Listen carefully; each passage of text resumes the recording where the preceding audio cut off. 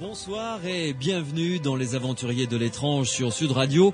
Ce soir, je vais vous emmener entre autres en Suisse. Dans ce pays essentiellement connu pour son chocolat et ses banques, eh bien une fondation s'est donnée pour objectif l'étude scientifique des phénomènes paranormaux.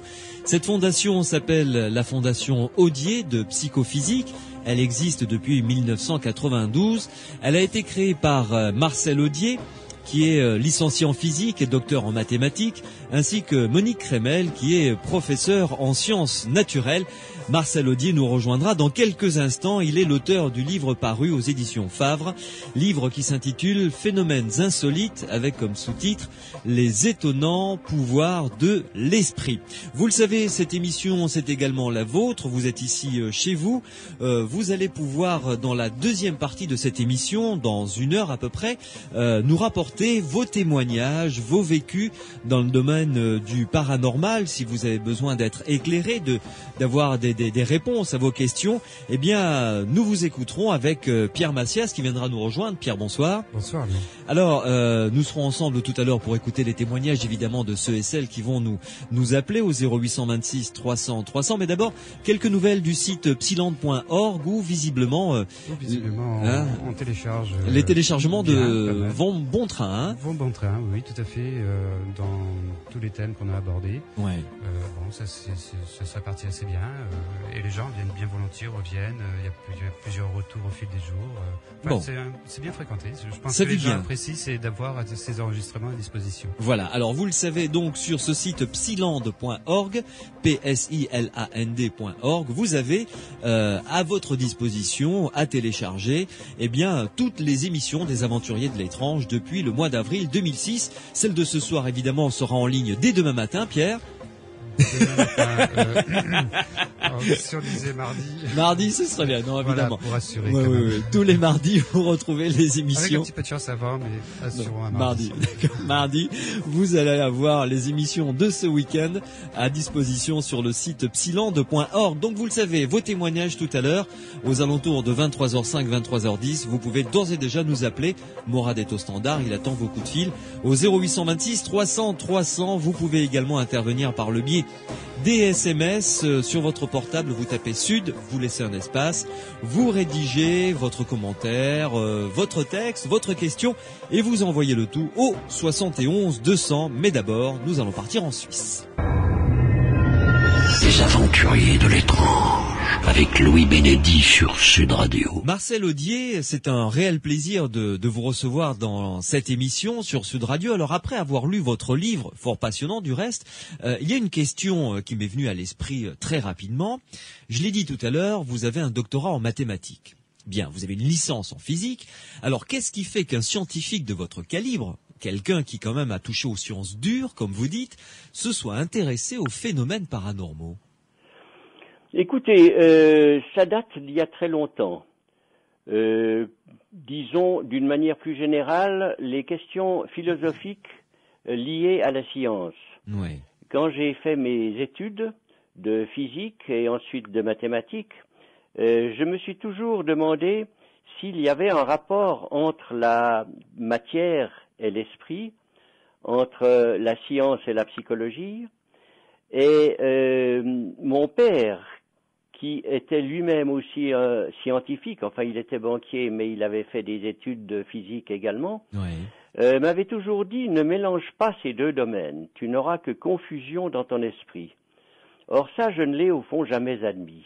J'ai pensé que l'univers, que le monde était compact et cohérent, et qu'il ne pouvait pas y avoir deux aspects totalement différents, et qui n'avaient aucune liaison entre eux. Et par la suite, j'ai eu une carrière dans la banque. J'étais trop occupé pour m'occuper de cette question. Oui. Et ce n'est qu'en reprenant ma retraite un peu prématurée à l'âge de 60 ans, parce que je désirais précisément voir les choses de plus près, que j'ai repris ce domaine. Mais j'avoue que la physique avait tellement évolué pendant ces 40 ans que je n'ai pas pu m'y remettre complètement. J'ai suivi un cours de relativité, mais la physique quantique, je ne l'ai au fond apprise que par les livres, notamment un livre très intéressant de Farabaud, et puis un autre auteur, je ne me souviens plus du nom, qui s'appelle Le Quantique des Quantiques. C'est pas mal, évidemment. Et qui est un très joli livre, très intéressant, que je recommande à tous ceux qui veulent un peu piocher dans ce domaine. Domaine complexe quand même et abstrait, hein. Il faut être assez solidement arrimé pour pouvoir réussir à bien entrer dedans, à pas perdre pied surtout. Oui, moi je ne suis pas entré dedans, mais ce qui m'intéressait, c'est au fond la philosophie qu'on pouvait tirer de ce domaine nouveau. Alors, Marcel Audier, je reprends une anecdote que j'ai trouvée très intéressante que vous relatez dans votre livre. Vous avez rencontré lors de vos études deux de vos professeurs à qui vous aviez expliqué votre intérêt pour ce domaine de recherche et finalement, ils vous ont posé une question que vous-même avez trouvée très pertinente. Que recherchez-vous ? Oui, c'est exact. Ce n'étaient pas des professeurs que j'avais eus. Oui. Parce que c'était 40 ans après, mes professeurs, je pense qu'ils étaient soit décédés, soit retirés. Oui. Mais ce sont deux professeurs à l'École Polytechnique Fédérale de Lausanne, à qui nous avons, je ne me rappelle plus dans quelles conditions nous les avions contactés, mais ils m'ont posé en effet cette question, que cherchez-vous?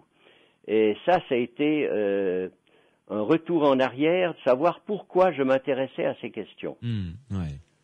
Et selon vous, la science actuellement rejette à tort l'étude des phénomènes paranormaux sous prétexte qu'ils n'existent pas, qu'ils ne font pas partie des sciences reconnues.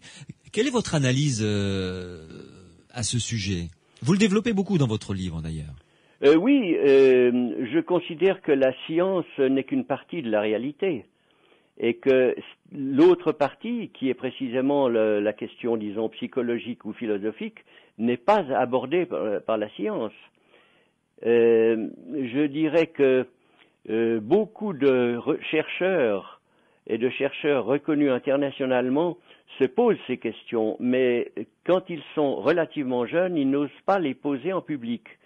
Parce que, au fond, ça détruirait tout l'édifice scientifique qui a été bâti depuis 3 siècles. Il n'y a pas que ça. Je vous cite dans votre livre, vous dites ne confondons pas la nature, la réalité, avec les représentations que nous nous en faisons. La réalité est infiniment plus vaste et riche que les modèles que nous construisons pour la simuler. Or, en général, nous exerçons notre sagacité sur ces modèles et non pas sur la réalité elle-même. Là, vous mettez le doigt, je dirais, sur une carence énorme de la science moderne. Absolument. Absolument. Je ne peux guère dire plus, parce que c'est une carence, mais carence explicable, parce que l'inclusion de ces phénomènes psychiques et spirituels, disons, dans la science classique tout au moins, disons, détruirait la base même de cette science. C'est un peu différent actuellement avec précisément la physique quantique, parce que là, on reconnaît l'existence du hasard, qui n'était pas reconnu par Newton. Complètement. Ouais. Mais quand même, vous êtes en relation avec plusieurs scientifiques que vous rencontrez à l'occasion soit d'expériences, soit de rencontres fortuites, soit de conférences. Vous dites détruirez la base de la science actuelle. C'est vraiment l'impression qu'ils vous donnent quand vous leur en parlez. Ils ont vraiment ce haut-le-cœur, cette frayeur de remise en question. Au fond, pas ceux à qui je parlais, parce que précisément ceux-là se posaient des questions un peu plus avancées que des questions matérialistes de la science actuelle. Mais certainement, je prends par exemple un exemple, c'est le physicien Olivier Costa de Bourgard, qui vient de décéder d'ailleurs il y a 2-3 jours, à 96 ans. Je ne sais pas si c'est la physique qui l'a maintenu en vie aussi longtemps, mais jusqu'à il y a 1 mois, il avait l'esprit complètement clair. Et il s'intéressait lui connaissait la physique quantique beaucoup mieux que moi, c'était son métier. Mais il considérait que cette physique permettait ou même obligeait presque, là je ne le suis pas entièrement, obligeait au fond les gens à considérer que la télépathie, la clairvoyance et la précognition étaient impliquées dans cette nouvelle physique. Oui, c'est énorme, surtout venant de sa part. Oui. C'est effectivement très intéressant, mais il y a également peut-être cette histoire. Vous citez les zététiciens dans votre livre. On y reviendra d'ailleurs à propos de cette prime de 1 million de francs, hein, je crois, qu'ils avaient et qui est toujours en jeu d'ailleurs. Oui, je crois que c'est 200 000 euros actuellement. Oui, voilà. Enfin voilà. Cette attitude la qualifierez-vous de scientiste, voire même presque je dirais presque de racisme vis-à-vis de ceux qui s'intéressent au paranormal. Oui, je ne parlerai pas de racisme parce qu'on ne doit pas en parler. Ou de sectarisme. Mais sectarisme. Oui, c'est absolument le cas. Les zététistes ne peuvent pas admettre autre chose que ce qu'ils ont appris en science. Mais en tant que scientifique, vous-même, c'est quand même ce qui prévaut, ce qui est la base d'un scientifique tel qu'on se l'imagine, c'est la remise en question permanente et la curiosité. Absolument, mais tous les scientifiques ne se remettent pas en question. Oui, ça c'est le moins que l'on puisse dire. Oui. Ouais. Dans quelques minutes, nous allons faire une première pause, Marcel Audier. Dans quelques minutes, nous allons entrer plus avant dans votre livre et nous allons avec vous parler de phénomènes de télépathie ou ce que je qualifierais moi de rêve prémonitoire. Vous allez me dire dans quelle catégorie vous allez ranger le phénomène dont on va parler tout à l'heure. Nous parlerons également des clairvoyances, de la clairvoyance et puis de votre rencontre avec Maude Christen. Et puis, nous nous poserons la question de savoir si les témoignages que l'on recueille sont autant de preuves de l'existence de ces phénomènes. Je vous poserai la question tout à l'heure. Vous le savez, vous pouvez nous appeler au 0826 300 300 pour nous apporter un commentaire, un témoignage. Morad est au standard pour recueillir vos appels.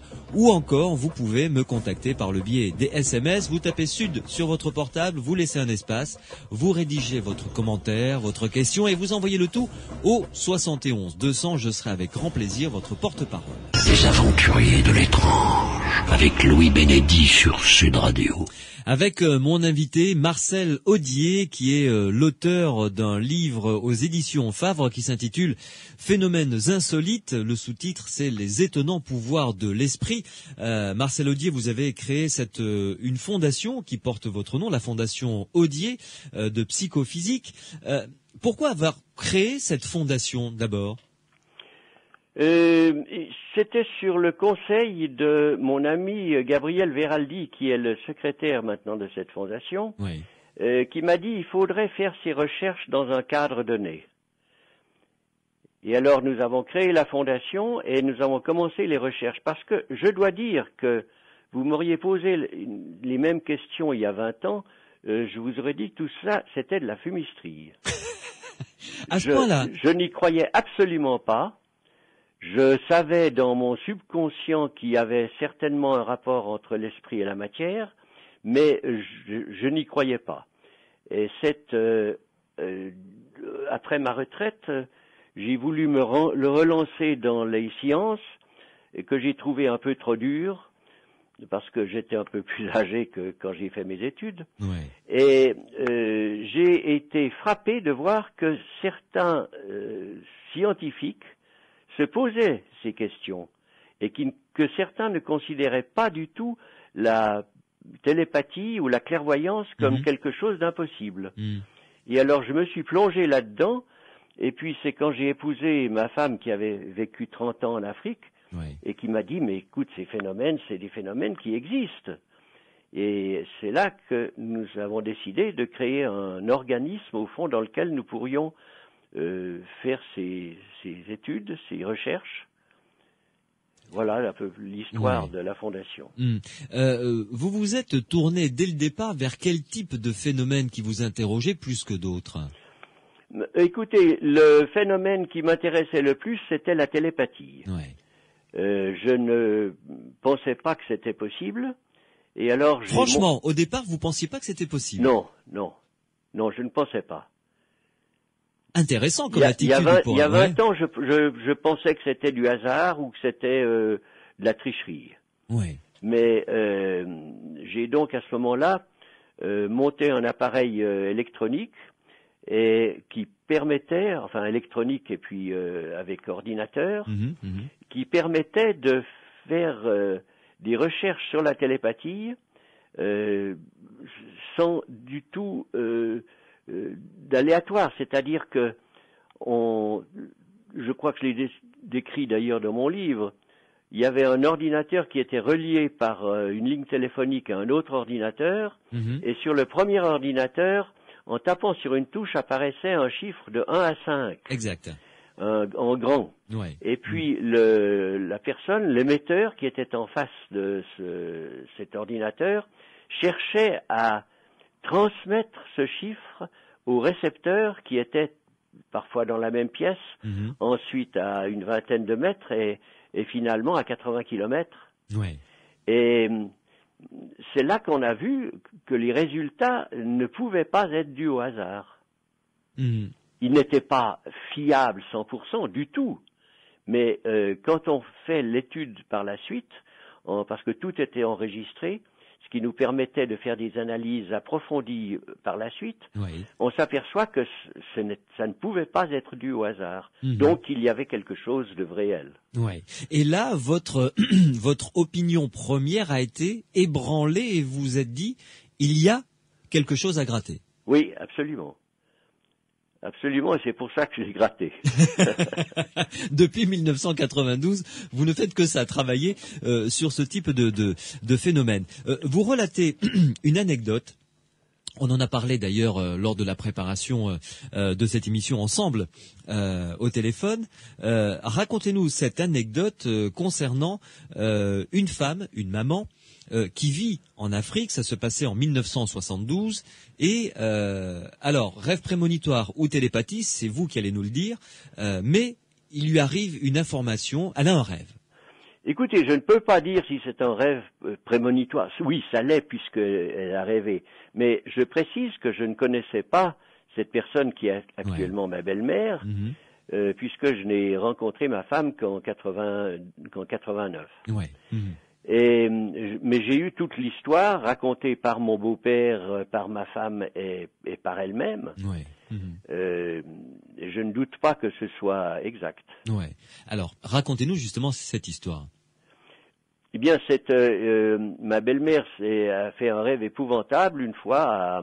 Elle était à Bouaké, dans une ville donc de Côte d'Ivoire, où elle habitait. Et elle se réveille en disant à son mari, j'ai Jean-Claude, qui était son fils, m'a dit dans ce rêve qu'il avait mal à la nuque, c'est épouvantable, qu'est-ce qui lui arrive, etc.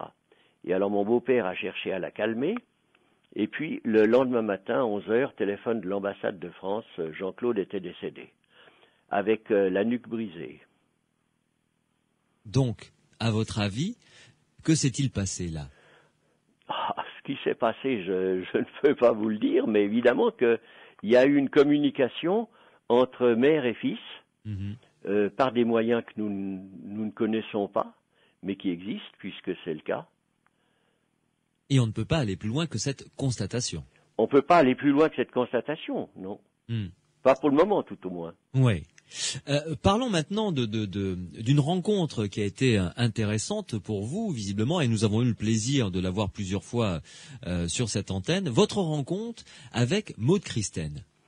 Oui, et c'est par hasard, c'est un ami commun, Mario Varvoglis, qui est d'ailleurs actuellement le président de l'IMI, l'Institut Métapsychique International. Oui, tout à fait. Et qui nous avait parlé de Maud Christen, et comme nous étions intéressés, il nous a dit, je vous la fais rencontrer. Et alors, il nous l'a fait rencontrer à Paris, à un dîner, et c'est là que nous avons fait cette connaissance, et elle a fait une ou deux expériences qui étaient assez curieuses, Et depuis lors, c'est devenu une amie. Et alors, vous racontez des anecdotes tout à fait intéressantes concernant ses capacités, parce qu'elle a de réelles capacités. Maud Christine, vraiment de clairvoyance, notamment concernant, alors là, ça vous a touché de près, concernant un chat. Oui. Oui, c'était un chat qui avait donc disparu. Et nous étions en croisière en Corse quand un téléphone nous avise que le chat a disparu. Et alors quand nous sommes revenus 8 jours après, nous avons cherché. J'ai été voir le long de la route parce que nous sommes à côté d'une route assez passante. J'ai été voir dans les fossés s'il y avait un chat, le cadavre d'un chat. Il n'y était pas. Et c'est là que ma femme a téléphoné à Maud. Et puis lui a dit, à propos, on a perdu notre chat, est-ce que tu vois quelque chose? Et elle lui a dit, mais il n'est pas mort, il est affolé, il est blessé, notamment à un œil, il n'est pas très loin de chez vous, mais il est affamé et il faudrait absolument que vous le retrouviez rapidement. Et on l'a cherché, on l'a pas trouvé, mais 2 jours après, un de mes petits-enfants me dit, tiens, il y a Poussy, c'était le nom du chat, de la chatte, et je l'ai vu dans la propriété à côté. Et nous avons été chercher dans cette propriété, et ma femme a, pour finir, pu prendre possession de ce chat qui était affolé et qui en effet avait une blessure à un œil. Et voilà l'histoire. Ouais. Et si mes souvenirs sont exacts, également Maud Christine avait précisé qu'il était dans une espèce d'armoire en béton, très petite. Non, il y avait un socle en béton surmonté d'une cabane, d'une armoire un peu pourrie, à moitié pourrie. Et c'était vrai. C'était vrai. La seule chose qu'elle n'a pas vue, c'est que elle nous disait que la hauteur du coffre en béton était de 60 cm environ, et puis en fait, elle était d'1 mètre. Oui, enfin bon, on lui fera grâce de cette erreur finalement. Mais dites-moi, Marcel Audier, est-ce que vous avez eu la curiosité de monter une expérience avec Maud Christine? Oui, nous avons fait quelques expériences, mais comme elle habite Paris et nous Genève, c'est pas des expériences qu'on peut reproduire facilement. Ouais. Or, dans tous ces domaines, c'est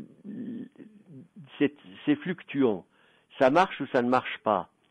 Et il faut faire un très grand nombre d'expériences pour pouvoir juger si le résultat peut être expliqué par le hasard ou s'il ne peut pas être expliqué par le hasard. Alors ça, c'était assez difficile. Mais nous avons fait quelques expériences avec Maud Christine, mais nous ne les mentionnons pas. Je ne les mentionne pas dans mon livre parce que elles n'ont pas pu être confirmées. Vous êtes très prudent dans ce domaine, hein? Écoutez, c'est un petit peu ma formation scientifique qui m'amène à être prudent. En revanche, en ce qui concerne ces témoignages que vous avez recueillis, quelques anecdotes que vous avez vous-même vécues de près, concernant soit les clairvoyances, soit ce rêve prémonitoire de votre belle-mère, est-ce que on peut considérer que tous ces témoignages, et bien d'autres, parce que d'autres scientifiques en ont relevé beaucoup, est-ce qu'on peut considérer ces témoignages comme étant finalement des preuves que ces phénomènes sont bel et bien réels? Une preuve, ça dépend. Si vous vous basez pour une preuve sur la certitude totale, je dirais non. Mais quand on voit que certaines expériences ont des résultats qui ne sont pas des résultats normaux, qui sont très biaisés par rapport au normal, et qui toutes dans le même sens, on est bien obligé de conclure qu'il y a quelque chose qu'on ne comprend pas. Mais ce ne sont pas des preuves de l'existence de ces phénomènes. Écoutez, si vous exigez la preuve de la reproductibilité absolue qui est exigée en science dure, non. Mais quand vous réussissez quelque chose 9 fois sur 10, vous admettrez que, alors que disons les chances a priori serait que vous ne les réussissiez qu'une fois sur 10. Ouais. Il y a quelque chose d'anormal, mais évidemment, trouver ce qui est anormal, c'est autre chose. Oui, et ça mérite au moins qu'on s'y intéresse. Là, on est d'accord. Absolument. Très bien. Oui. Marcel Audier, vous restez avec nous. Une nouvelle pause et on va se retrouver dans quelques minutes pour aborder un thème qui est très intéressant dans votre livre. Je veux parler de la télékinésie, c'est-à-dire la capacité de faire soit bouger un objet ou d'influer du moins sur cet objet uniquement par, alors je vais employer un terme impropre scientifiquement évidemment, mais uniquement par la force mentale. Et là, vous nous parlerez d'un personnage que vous connaissez bien, qui s'appelle Saha Ali Akbari, avec qui vous avez fait ces expériences notamment, et qui sont tout à fait passionnantes et étonnantes. Je rappelle, avant cette pause, que vous pouvez réécouter cette émission et toutes les émissions depuis avril 2006 des Aventuriers de l'étrange sur Sud Radio, en vous rendant sur le site internet psylande.org. Vous avez toutes les émissions que vous pouvez soit écouter sur place, soit télécharger à votre convenance. Le site, c'est psylande.org, psyland.org. Les Aventuriers de l'étrange, avec Louis Bénédy sur Sud Radio. Et mon invité ce soir, le directeur de la Fondation Audier, Marcel Audier, qui est docteur en mathématiques et licencié en physique. Marcel Audier qui est l'auteur également d'un livre aux éditions Favre qui s'intitule « Phénomènes insolites ». Avec en sous-titre « Les étonnants pouvoirs de l'esprit ». Marcel Audier, parlez-nous d'abord, avant de nous parler des expériences que vous avez menées avec lui et de ses capacités, du personnage lui-même qui s'appelle Saha Ali Akbari. Oui, nous l'avons rencontré une fois dans une foire et nous avons fait connaissance et il nous a fait quelques démonstrations assez curieuses de ses pouvoirs. Et puis ensuite, alors, dans le cadre de notre fondation, nous l'avons fait venir chez nous, à Genève, parce qu'il habitait Berne, et il est venu assez régulièrement pour faire différentes expériences. De quel ordre étaient ces démonstrations qui vous ont qui ont piqué votre curiosité?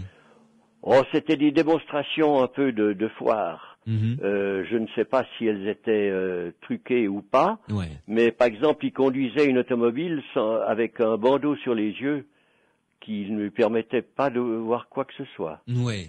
Alors, mais ça, écoutez, je n'en parle pas dans mon livre parce que je ne sais pas si c'est tout à fait véridique. Alors, en revanche, ce qu'il y a d'intéressant, c'est que vous avez décidé de mener une série d'expériences avec ce monsieur, et parlez-nous des phénomènes de télékinésie qui se sont produits sous vos yeux, à plusieurs reprises d'ailleurs. Oui, enfin à 2 reprises. Oui. Mais la première n'était pas du tout une expérience que nous avions planifiée. C'est par hasard, après le déjeuner, il prenait toujours du thé alors que nous prenions notre café, et tout d'un coup il nous a dit je vais faire bouger cette cuillère. Alors ma femme m'a dit va chercher ta caméra. Alors je lui ai dit écoute, à d'autres parce qu'il ne se passera rien du tout.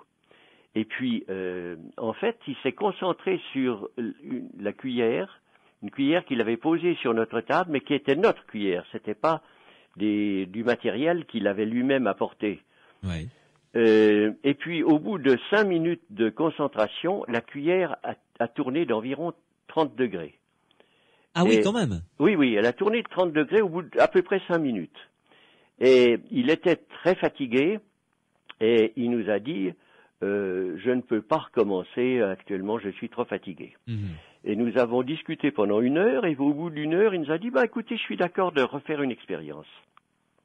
Et là, ma femme a posé sur la table elle-même la cuillère, il n'a pas touché. C'était une cuillère plus petite d'ailleurs, plus légère, de façon à ce qu'elle puisse se bouger plus facilement.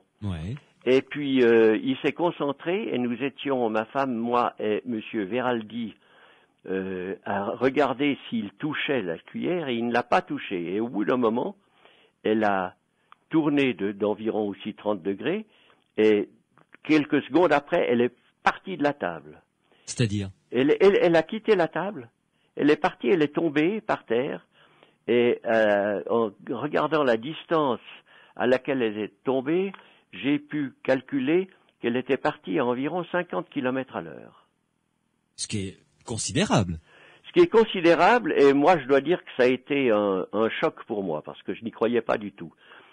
Mais je précise encore que la deuxième expérience, alors là j'ai été chercher ma caméra, et je l'ai filmée, mais c'est des anciens films, c'est assez mauvais comme séquence, mais enfin, on voit la cuillère non pas tomber parce que elle n'était pas dans le champ de la caméra, mais quitter la table.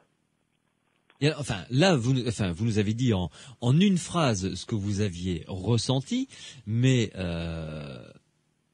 la sensation, le sentiment que ça a procuré, je dirais plutôt le sentiment, ça vous a bousculé vraiment quand vous avez vu cette chose se produire sous vos yeux? Ah, ça m'a bousculé. J'ai mis plusieurs jours à m'en remettre. Je savais par mes lectures que ça devait être possible, mais comme je le dis dans mon livre, je n'y croyais pas. Et donc vous avez ressenti ce qu'un scientifique ressent quand ça met à mal ses fondations, quoi, ses fondations intellectuelles, je dirais. Ah, c'est épouvantable. Parce qu'alors tout s'écroule, tout ce que vous avez appris, toute votre philosophie du monde s'écroule. Jusqu'à ce que vous ayez admis ce phénomène, et puis que vous ayez réalisé qu'il fallait voir le monde un peu différemment. Et dans quel état, après cette production de phénomènes, était Saali Akbari? Il était enchanté parce qu'il n'avait jamais essayé réellement. Il n'avait jamais réussi en tout cas. C'était la première fois qu'il arrivait à de pareils résultats. Et était-il épuisé, nerveusement tendu? Enfin, comment était-il? Il était épuisé. Et après l'expérience, ma femme a mesuré sa fréquence cardiaque. Il était à 120, alors que normalement il est dans les 60, 70, 80. Et puis sa tension était aussi, je crois, plus élevée. Comme s'il avait fourni un effort physique très violent, quoi. Oui. Et est-ce que vous avez, donc là vous nous avez parlé de cette petite cuillère, oui. Est-ce que vous avez été, j'imagine que, enfin moi c'est ce que j'aurais fait, curieux de retenter l'expérience? Nous n'avons pas retenté l'expérience avec la cuillère, mais parce que j'en ai parlé à des amis qui m'ont dit vous devriez faire ça sous une protection, c'est-à-dire qu'on ne puisse pas toucher la cuillère, parce que un prestidigitateur auquel je m'étais adressé pour avoir une explication m'a dit c'est certainement des fils invisibles. Et il vous a montré le tour d'ailleurs, qui vous a bluffé, vous, hein? Non, ça c'était plus tard. D'accord. Alors plus tard, 1 ou 2 ans après, où des scientifiques de l'école polytechnique fédérale m'avaient amené un prestidigitateur qui m'avait montré des fils invisibles qui, en fait, on ne voyait rien. Il tenait quelque chose en l'air sous ses mains et on ne voyait absolument pas les fils. Alors, revenons à cette expérience avec ce stylo. Décrivez-nous l'expérience d'ailleurs. Oui, alors ça c'est 6 mois plus tard. Parce que entre-temps, nous avions fait un certain nombre d'expériences qui n'avaient pas marché. Et puis, j'avais fait construire une table, j'avais construit moi-même une table en verre, de façon à ce qu'on puisse absolument tout voir. Et puis, un quadrillage de façon à ce qu'on puisse repérer les éventuels mouvements des objets qu'on mettait sur cette table. Et puis, le tout était recouvert, on mettait dessus un couvercle en plexiglas. D'accord. Donc là, vraiment rigoureux. Alors là, c'était rigoureux. Et là, nous avons, au bout de 6 mois, il a réussi à faire bouger sous ce couvercle en plexiglas, à faire tourner un crayon, un stylo sur lui-même. Et c'est de nouveau filmé. J'avais 3 caméras à ce moment-là, parce que, disons, j'avais tout préparé d'avance. Oui, bien sûr. Oui. Et donc, ce stylo a tourné, c'est-à-dire il a fait un tour sur lui-même, il a pivoté. Non, il a fait un tour sur lui-même. Donc, si vous posez un stylo et puis que vous le faites bouger, il est arrêté par l'appareil là qui permet de mettre dans une poche, vous savez, Je sais pas comment ça s'appelle. Oui, le capuchon du. Oui, le capuchon, si vous voulez, oui. Du stylo bic, hein, c'est voilà. Ça. Ah oui, d'accord. Et alors, ça, vous l'avez filmé? Oui, ça je l'ai filmé aussi. Alors, quelle sensation? Ben écoutez, là, disons que la sensation, c'était une confirmation de ce que j'avais vu. Ouais. Mais pour moi, ce n'était plus une révolution. Mmh. Une satisfaction d'avoir filmé un moment aussi important que ça, quand même. Ah oui. Et là, les films sont pas trop mauvais. Et vous l'avez évidemment montré à d'autres scientifiques. Alors, j'ai montré à d'autres scientifiques. Oui. Les réactions sont selon leur philosophie. S'ils sont matérialistes, ils n'y croient pas. Oui. Et ceux qui ont l'esprit ouvert, eh bien, ils se disent, il y a quelque chose là de nouveau à chercher. Mmh. Mais quand vous dites matérialiste, ils n'y croient pas. Il y a quand même des précautions que vous avez prises et qui sont incontestables malgré tout. Je veux dire, là, c'est pas un prestidigitateur. Non. Alors, le prestidigitateur que nous avons eu par la suite, il n'a pas donné d'explication à cette expérience sous un couvercle de plexiglas. Ouais. Là, il a dit, ça, je sais pas. Ce qui est quand même intéressant. Et votre analyse à vous de ce que vous avez vu, parce que vous êtes un scientifique, donc vous avez dû vous poser des questions du comment ça pouvait se produire, évidemment, parce que c'est ça l'intérêt. Oui, c'est ça l'intérêt, mais vous savez, je n'ai pas d'explication, je n'ai que des hypothèses. Et je pense il y a une force de l'esprit qui peut se manifester, même par des mouvements d'objets. Ça, c'est certainement possible. D'ailleurs, des expériences de poltergeist, dont je parle aussi dans mon livre, mais que nous n'avons pas réalisées nous-mêmes, mais enfin, c'est assez connu. Il y a eu même des enquêtes des gendarmeries en France. Notamment. Oui, tout à fait, oui. Les esprits frappeurs, tout ça, oui, effectivement. Marcel Audier, une pause à nouveau. On va se retrouver dans quelques instants pour revenir quand même sur les critères qui font que une expérience a plus de chances de réussir qu'une autre, parce que vous vous êtes penché là-dessus, et puis vous nous raconterez également les expériences de télépathie que vous avez montées avec Saha Ali Akbari et Gabriel Veraldi. Vous avez monté des expériences de télépathie qui sont tout à fait intéressantes. À tout de suite. Les aventuriers de l'étrange, avec Louis Bénédy sur Sud Radio. Nous sommes en compagnie de Marcel Audier, qui est avec nous en direct depuis la Suisse. Marcel Audier, vous êtes l'auteur de Phénomènes insolites. Le livre qui porte ce titre est paru aux éditions Favre. Pourquoi avoir publié pas pourquoi avoir publié ce livre, mais plutôt qui voulez-vous que ce livre touche ? Écoutez, j'espère qu'il touchera un certain nombre de personnes, parce que ce sont quand même des phénomènes qui sont à l'ordre du jour. Les gens s'intéressent en général à ce qui est un peu surnaturel. Oui. Et j'espère que des personnes le liront et peut-être me communiqueront des expériences qu'ils ont faites eux-mêmes. Qu'ils ont vécu, vous voulez dire? Qu'ils ont vécu, oui, ou je viens de recevoir d'ailleurs une lettre d'une personne qui a fait des expériences du même genre et qui a demandé il y a 2 ou 3 jours de prendre contact avec moi. Et probablement que nous allons faire des expériences avec lui parce qu'il paraît assez... C'est aussi un scientifique d'ailleurs. Oui. Et des expériences dans quel domaine, si ça n'est pas indiscret? Et dans le domaine, un peu tous ces domaines de télépathie, clairvoyance, il n'a pas parlé de télékinésie. Oui. Alors, justement, quels sont, selon vous, les critères ou les modalités pour monter une expérience afin d'étudier un phénomène psy? Bon, écoutez, tous les phénomènes psy ne peuvent pas être expérimentés comme je l'ai fait. J'ai donc monté un système par ordinateur avec 2 ordinateurs et qui permettait de tester la télépathie et qui permettait également de tester la clairvoyance. Oui. Il y a, dites-vous également, des conditions mentales requises. Qu'entendez-vous par là?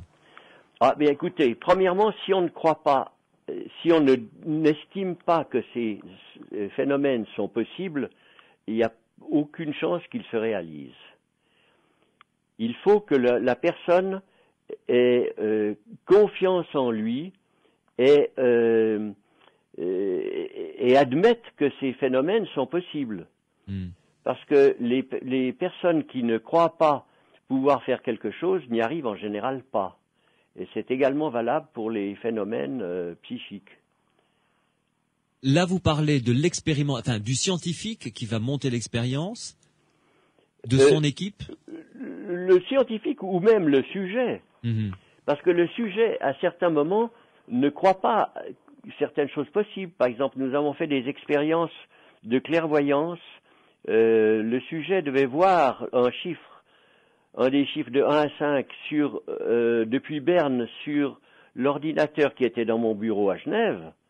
Eh bien, il ne croyait pas que c'est possible et il n'a pas pu réaliser de score intéressant. Ouais.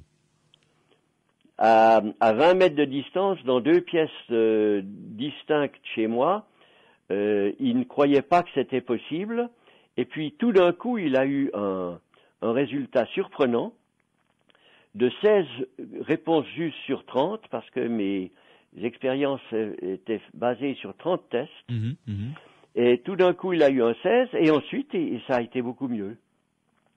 Il faut que l'élément psychologique soit présent, un élément positif psychologique. Ouais. Et alors, racontez-nous, vous l'avez un petit peu abordé, les expériences justement que vous avez montées avec d'un côté Saha Ali Akbari, sur la télépathie, évidemment, oui. Et puis Gabriel Veraldi qui lui était le récepteur, et non, l'émetteur. L'émetteur. Gabriel Veraldi était l'émetteur et Saha Ali Akbari était le récepteur, voilà. C'est ça. Alors. Et Gabriel Veraldi habitait au-dessus de Montreux. Donc près de Lausanne, oui. Et Ali Akbari était à Berne. Combien de distance le tout de combien de kilomètres? Je crois qu'il y a environ 80 kilomètres de distance. D'accord, oui, ce qui est tout à fait raisonnable. Oui. Et alors, les 2 ordinateurs étaient reliés par la seule ligne téléphonique qu'ils avaient l'un et l'autre, donc il n'y avait aucun moyen de communication. D'ailleurs, Gabriel Veraldi et notre secrétaire, ils ne cherchent pas à contourner les exigences que nous, scientifiques et méthodiques, que nous avons décidées. Oui. Et alors, donc je reprends peut-être parce qu'on l'a déjà vu. Donc, Monsieur Veraldi, chez lui, appuyait sur une touche de son ordinateur et au hasard, il y avait un chiffre de 1 à 5 qui apparaissait en grand. Il cherchait à communiquer ce chiffre par télépathie à Monsieur Ali Akbari à Berne, et Monsieur Ali Akbari tapait sur son ordinateur le chiffre qu'il pensait percevoir. Et en fait, les chances normales, comme il y avait 5 chiffres, c'était 20%. Et dans les bonnes séries, il a réalisé jusqu'à 30%. 30%, c'est-à-dire de réponses justes au lieu de 20. Ouais. Et suivant le nombre de tests effectués, on peut calculer quelle est la probabilité que le résultat soit dû au hasard. Il y a toujours une possibilité que ce soit dû au hasard, mais quand elle est 1 sur 10 000 ou 1 sur 1 million, je pense qu'on peut franchir le pas en disant que c'est réel. Et il y a eu des évolutions, parce que ça ne s'est pas passé, ces tests, sur 1 ou 2 journées, évidemment. Les expériences avec M. Ali Akbari sont passées sur à peu près 2 ans. Oui. Et il y a eu une évolution au cours de ces 2 ans. Est-ce que vous avez constaté des pics, des creux? Oui. Oui, je le détaille dans mon livre d'ailleurs.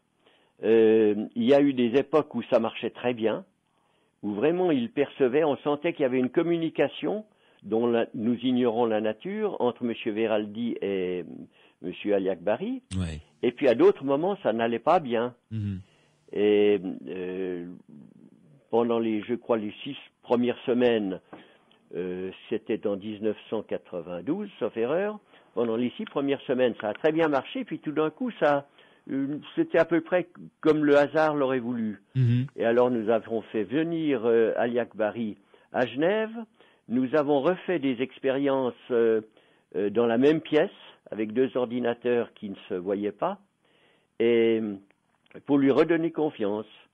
Et on a discuté tranquillement, et il est reparti à nouveau motivé, et ça a de nouveau marché très bien pendant un certain nombre de semaines. Donc on comprend bien que le facteur psychologique de mise en confiance est déterminant dans ce genre d'expérience. Absolument, absolument. Et alors, vous avez l'intention de publier des résultats, parce que là c'est quand même intéressant comme expérience.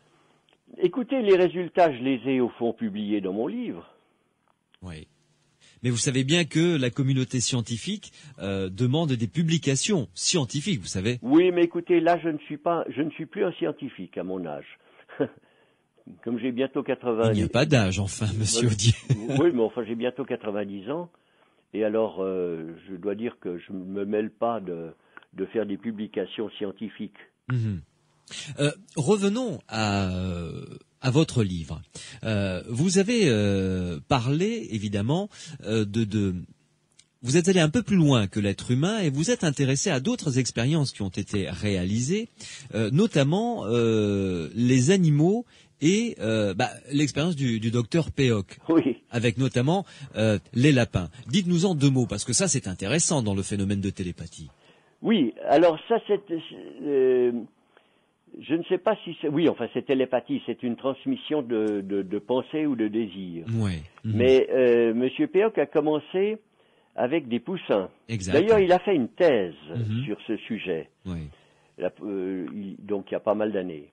Et puis il a commencé avec des poussins, utilisant le phénomène de Lorentz qui a dit que le poussin qui naît, il s'attache à la première, normalement à la poule, à sa mère. Oui. Mais si on lui met, au lieu de sa mère, on lui met un appareil qui bouge, il s'attache à cet appareil. Oui, ce qu'on appelle le phénomène d'imprégnation, je crois. Voilà, c'est ça l'imprégnation. Oui, oui.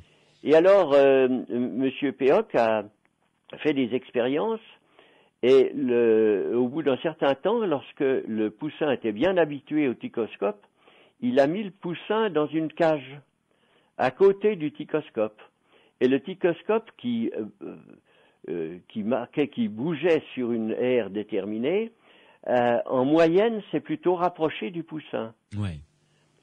Ce qui veut dire que le poussin avait la capacité, peut-être inconsciente, mais d'attirer, entre guillemets, ce qu'il croyait être sa mère vers lui, quoi. Écoutez, c'est la conclusion qu'on doit en tirer. Et puis ensuite, il a fait l'expérience avec des lapins. Ouais. Parce que le lapin a, paraît-il, extrêmement peur du feu. Et alors, il mettait sur le ticoscope une bougie allumée. Ouais. Et les résultats, c'est que le ticoscope, en moyenne, s'éloignait plutôt du lapin, alors qu'il se rapprochait du poussin. Ouais. C'est-à-dire que le lapin voulait éloigner cette chose qui lui faisait peur. Oui, enfin c'est l'interprétation qu'on doit faire, mais enfin comment, c'est assez curieux. Donc, à travers les expériences de télépathie que vous avez menées et les expériences du docteur Péoc que vous venez de nous dire, de nous relater, on doit comprendre que donc, si on veut étudier les phénomènes psy en laboratoire, on étudie en fait que des micro-phénomènes, c'est ça, pas des phénomènes spectaculaires, par exemple. Écoutez, si, il y a des phénomènes spectaculaires qui ont été faits à Princeton. Il y a une photo d'ailleurs dans mon livre des boules de polyester qui tombent sur des clous en quinconce. Oui. C'est un appareil qu'ils ont fabriqué, je crois. C'est un appareil qu'ils ont fabriqué et que nous avons vu, parce que nous avons été plusieurs fois voir le professeur Jan, qui a un laboratoire à Princeton, qui étudie les anomalies. Le laboratoire s'appelle le PEAR, P-E-A-R, Princeton Engineering Anomalies Research. Et là, ça consiste, c'est une cascade, cascade de billes qui tombent. Et que de billes qui tombent, et c'est sur un espace de d'1,50 m sur 2 mètres à peu près. Je ne me rappelle plus les dimensions exactes. Ouais. Donc ça, c'est en grand. Mmh. Et la personne qui est devant doit se concentrer pour faire tomber les billes d'un côté plus que de l'autre, hein, c'est ça, si je me souviens bien. C'est ça. Mais de nouveau, il faut faire un très grand nombre d'expériences pour qu'on puisse tirer des conclusions valables. Mmh. Et alors, vous êtes allé encore plus loin, c'est-à-dire après les animaux, vous nous dites dans votre livre que les plantes aussi auraient ce genre de capacité. Oui, c'était le professeur Costa de Bourgard, donc qui vient de décéder, qui m'avait dit, mais puisque les animaux peuvent influencer un générateur de nombres aléatoires, pourquoi les plantes ne pourraient-elles pas? Je n'ai pas pris ça très au sérieux au début, puis au bout de quelques mois, j'ai décidé de construire l'appareil nécessaire et nous avons fait des expériences avec des plantes. Alors, en quoi on consistait ces expériences? Racontez-nous ça. Alors, on avait une plante, notamment des hibiscus, qui ont assez bien marché, qui étaient éclairés aléatoirement par une lampe au-dessus. Oui. Et alors, on regardait si la répartition entre les périodes où la lampe n'était pas allumée et celles où elle était allumée, donc lumière ou nuit, on regardait si le rapport entre les deux. Et normalement, l'ordinateur était réglé pour avoir 50%, 50%. Ouais. Et puis, on a constaté, curieusement, que lors de la floraison des plantes, des hibiscus, plusieurs hibiscus ont donné des résultats où il y avait beaucoup plus de lumière éteinte que de lumière allumée, contrairement à ce que l'on pourrait penser. Oui, on aurait pu penser le contraire, effectivement. Oui. Exactement. Et alors là, nous avons eu une explication possible d'un professeur à Genève de biologie végétale qui nous a dit que la floraison fatiguait les plantes. Oui. Et que, au fond, elles raccourcissaient leur vie. Alors, est-ce que les plantes essaieraient, comme les hommes, de vivre aussi longtemps que possible? C'est-à-dire en étant plongées plus souvent dans la nuit que dans la lumière. Voilà. Et alors, est-ce que, selon vous, vous avez obtenu quand même des résultats significatifs, donc qui tendraient à laisser penser que la plante avait une influence sur cet ordinateur qui pouvait allumer et éteindre sa propre lumière? Écoutez, pour être très franc, il y a eu 50 expériences faites, soit en Amérique, soit chez nous et au laboratoire de biologie végétale à Genève. Oui. Sur les 50, il n'y en a eu que 4 qui ont été vraiment positives. Positives, c'est-à-dire dans le sens où on pense que c'est la plante qui a influé. Oui, où on pense que la plante qui n'a pas désiré de lumière pendant la floraison. Oui. Mais il y en a seulement 4, il faudrait en avoir 20 ou 30 pour pouvoir dire que c'est un fait scientifique. Il faut être très prudent. Et les plantes sont également, j'ai trouvé ça intéressant dans votre livre, sensibles à la musique. Oui, alors ça, nous l'avons pas vu nous-mêmes. Un peu. Oui. Oui, je le cite, en effet. Ouais. Nous allons faire une nouvelle pause, Marcel Audier, et on va se retrouver pour parler. Alors là, on a discuté de tout ce qui était vivant, entre guillemets. Mais il y a des choses qui ne le sont pas vivantes, comme des trains électriques, par exemple, enfin des mécanismes qui, par essence, n'ont pas de vie propre. Eh bien là, il se passe des choses étonnantes et vous nous parlerez des expériences du professeur Hagel. Vous allez voir que avec un train électrique, on peut avoir des résultats qui peuvent bousculer la science et la philosophie. Restez avec nous, on en parle dans quelques instants. Les aventuriers de l'étrange, avec Louis Bénédy sur Sud Radio. En compagnie de mon invité ce soir, Marcel Audier, auteur d'un livre paru aux éditions Favre. Le titre de ce livre, Phénomènes insolites, avec donc en sous-titre Les étonnants pouvoirs de l'esprit. Marcel Audier, juste avant que nous nous accordions cette pause, je parlais des expériences du professeur Hagel. Bien. D'abord, décrivez-nous qui est ce professeur Hagel. Le professeur Hagel est d'origine autrichienne. Il a travaillé au CERN à Genève pendant quelques années. Ensuite, il a été professeur, je crois, à Madère de physique. Et puis, il est revenu à Genève. Et il s'intéressait à À savoir si les mécanismes pouvaient éviter des accidents. Il avait été assez impressionné par un accident de chemin de fer en Allemagne il y a quelques années. Je pense que vous vous en souvenez, un accident qui a occasionné un certain nombre de morts. Et il se demandait, est-ce que les machines peuvent avoir une influence sur le hasard? Et alors, il a fait cette expérience avec un petit train. Un petit train électrique. Un petit train électrique, enfin le train, c'était uniquement la locomotive. Oui, d'accord. Oui. Le train, le jouet, quoi. Enfin, oui, le jouet. La maquette, oui. Oui. Et alors, il a obtenu des résultats assez curieux. En quoi consiste l'expérience? L'expérience consistait, il y avait un circuit avec deux possibilités. Il y avait un raccourci dans le circuit, et puis la voie normale, qui était commandée électriquement par un aiguillage, donc, et si l'ordinateur tirait au hasard un 0 ou un 1, l'aiguillage conduisait la locomotive à droite ou à gauche. D'accord. Et alors, donc tout ça était censé être aléatoire, hein? C'était aléatoire. C'était aléatoire. Oui. D'accord. Bien.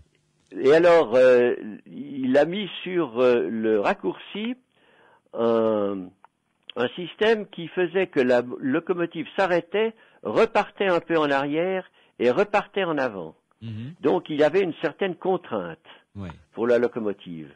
Et c'est assez curieux parce que tout était réglé pour avoir 50% de 1 et 50% de 0, et il y avait plus de 1 ou de 0, suivant lequel on choisissait, pour la voie normale, où il n'y avait pas de contrainte, où la locomotive pouvait aller sans avoir à changer de direction.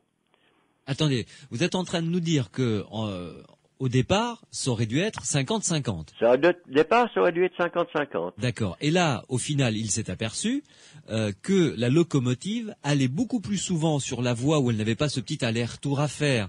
Elle allait beaucoup plus sur cette voie-là que sur l'autre. Oui, enfin beaucoup plus, disons plus. Oui. Parce que ce n'est qu'en recommençant plusieurs dizaines de fois cette expérience qu'on peut tirer des conclusions. Bien sûr. On ne peut pas tirer des conclusions pour une seule expérience. Oui, ça je suis d'accord. Oui. Et est-ce que vous avez refait cette expérience? Oui, j'ai refait cette expérience et à l'insu du professeur Hagel. Mais j'avais pris une autre marque de locomotive et un autre système. Et j'ai obtenu sur 4 expériences il y avait 10 000 tests. Donc sur 40 000 tests, j'avais obtenu des résultats qui étaient dans le même sens que ceux du professeur Hagel, mais qui n'étaient pas significatifs. On appelle significatif un résultat qui a plus que tant et tant de pourcents de chance qui a moins de tant et tant de pourcents de chance d'être dû au hasard. En général, c'est 5%, mais enfin, il y a des gens qui veulent obtenir seulement 1% de chance que le résultat soit dû au hasard. Et j'en ai obtenu, donc, mais ce n'était pas significatif pour moi, mais c'était dans le même sens que le professeur Hagel.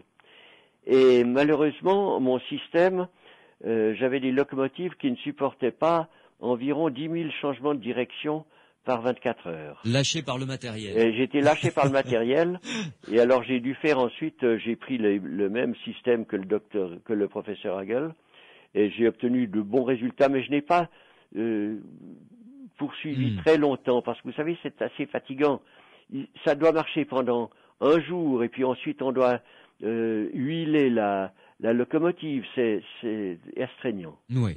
Et est-ce qu'il existe dans ce même type d'expérience d'autres systèmes comme ça qui ont été inventés pour tester si des machines avaient une influence sur leur entourage? Eh bien, écoutez, c'est précisément le professeur Jan à Princeton qui avait monté son laboratoire pour tester des cas semblables. Il en a testé, mais nous avons fait d'autres expériences avec le professeur Hagel qui ont donné des résultats curieux mais pas assez cohérents pour tirer des conclusions valables. Mais je suis en train de refaire l'expérience genre train, mais avec du matériel beaucoup plus pratique. Oui. Et j'espère que d'ici quelques mois, je pourrai donner des résultats. Et les expériences que vous avez faites avec le professeur Hagel, c'était aussi sur des petits trains comme ça, avec des trains électriques ou d'autres Non, nous avons fait d'autres expériences. Il y avait avec des survoltages de projecteurs, mais ça n'a rien donné. Ça n'a pas donné. En tout cas, c'était curieux comme résultat. C'était pas des résultats normaux, mais qui étaient parfois dans un sens, parfois dans l'autre. Il y a quelque chose là qui ne jouait pas. Ouais. Marcel Audier, quand même, après ce que vous venez de nous dire, il y a des questions intéressantes qui se posent. Il y a des pistes, je dirais, intellectuelles et philosophiques qui s'ouvrent, qui sont intéressantes, parce que au départ, non, pas la matière, mais au départ, une machine inerte n'est pas censée avoir une influence quelconque sur son environnement, et encore moins sur sa marche à suivre. Non, mais il y a, je le cite dans mon livre d'ailleurs, il y a un professeur de biologie, sauf erreur canadien, qui a écrit un article assez intéressant sur les machines, et il disait, si on laisse une certaine liberté aux machines, oui. Ce qu'on ne fait pas en général, parce qu'on demande d'une machine, au contraire, qu'elle soit absolument fiable. Mais si on leur laisse, par certains procédés, une sorte de liberté pour pouvoir choisir quelque chose, il n'est pas exclu, disait-il, que ces machines montrent que les résultats soient surprenants. Ce qui est osé quand même comme hypothèse. C'est très osé. Je ne peux pas dire, je n'ai pas d'opinion personnelle là-dessus. Oui. Pour le moment. Oui. Est-ce qu'on peut dire que la faculté psy ou le psy en règle générale peut être un principe universel comme la gravitation par exemple? Oui, je pense que ça peut être un principe universel parce que j'imagine qu'il y a justement des ondes, on ne sait pas si ce sont des ondes électromagnétiques ou d'une nature qu'on ne connaît pas encore, qui circulent par exemple dans la télépathie entre un cerveau et un autre cerveau. Oui. Vous vous êtes penché sur les différentes hypothèses de travail. Oui.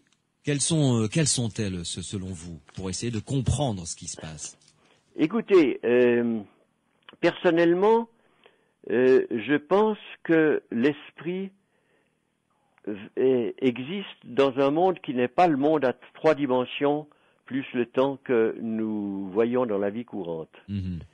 Et je me base là-dessus sur une expérience que je relate aussi dans mon livre, que nous n'avons pas faite nous-mêmes, mais qui est l'expérience, le fameux paradoxe EPR, qui a été posé en 1935, je crois, par Einstein, et puis Podolsky, et puis EPR, et R, je ne me rappelle plus quel nom, et où il disait que c'était impossible qu'il y ait des informations qui passent d'un endroit à l'autre plus vite que la lumière.